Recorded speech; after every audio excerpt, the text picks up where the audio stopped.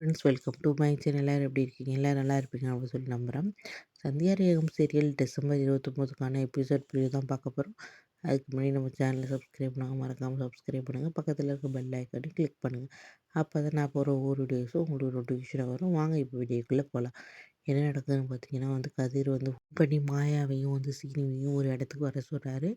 யாருக்கும் தெரியாமல் உடனே மாயாவும் சீனும் அந்த இடத்துக்கு போகிறாங்க.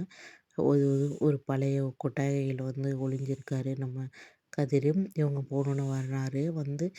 "என்ன என்ன பிரச்சனை கதிர்? என்ன? ஏன் இங்கே இருக்க? வா வீட்டுக்கு போகலாம்" அப்படின்னு சொல்லி கூப்பிட்றாங்க. "இல்லை, ஒரு பெரிய பிரச்சனை ஆயிட்டு." அப்போ தான் நடந்ததை சொல்கிறாரு. "நான் வெளிநாட்டிலேருந்து வந்தப்போ என் ஃப்ரெண்டு ஒரு பார்சல் கொடுத்தான், ஒரு மெடிசன் பார்சல். அதை கொடுக்கறதுக்காக நான் இன்றைக்கி போனேன். அப்போ என்ன நடந்துச்சுன்னா இது மாதிரி போன இடத்துல போலீஸ் வந்துருச்சு. அது தடை செய்யப்பட்ட மருந்து தான் நம்ம இந்தியாவில்" அப்படின்னு சொல்லிட்டு சொல்கிறாங்க. போலீஸ் வேறு தேடிட்டு இருக்கு அப்படின்னு சொல்கிறாங்க. ஐயோ! இது தெரிஞ்சால் என்ன ஆகும் அப்படின்னு சொல்லிட்டு யோசிக்கிறாங்க. "நீ ஒன்றும் பிரச்சனை இல்லை, வா வீட்டுக்கு போகலாம்" அப்படின்னு சொல்லிட்டு கதிரை கூட்டிகிட்டு போகிறாங்க வீட்டுக்கு. ஏன்னா கதிரை ஏற்கனவே சேர்த்துக்காம வர ரகுராம் வேற இருக்கார். இப்போ தான் அவர் கொஞ்சம் மனசு மாறுறாரு. தனா கர்ப்பமாக இருக்கனால அவரோட மனசு இப்போ கொஞ்சம் மாற ஆரம்பிச்சிருக்கு.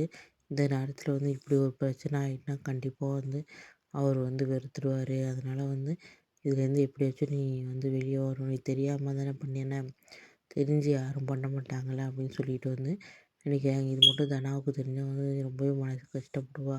அவளே இப்போ தான் கொஞ்சமாச்சும் சந்தோஷமாக இருக்கா. இது திரும்பி இது தெரிஞ்சுன்னா அவன் என்ன இப்போ கர்ப்பமாக இருக்கா அப்படின்னு சொல்லிட்டு சொல்லிக்கிறாங்க. "எப்படியாச்சும் நாங்கள் இந்த இதுலேருந்து உன்னை கொண்டுட்டு வரோம்" அப்படின்னு மாயாவும் சீனுவும் சொல்கிறாங்க.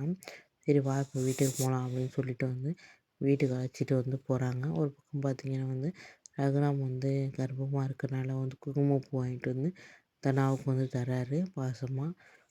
கொஞ்சம் கொஞ்சமாக இப்போ தான் அவர் மனசும் மாற ஆரம்பிக்குது. அதை பார்த்து தனா ரொம்பவே சந்தோஷப்படுறாங்க. இது மாதிரி அப்பாவோட மனசு மாறுது அப்படின்னு சொல்லிட்டு.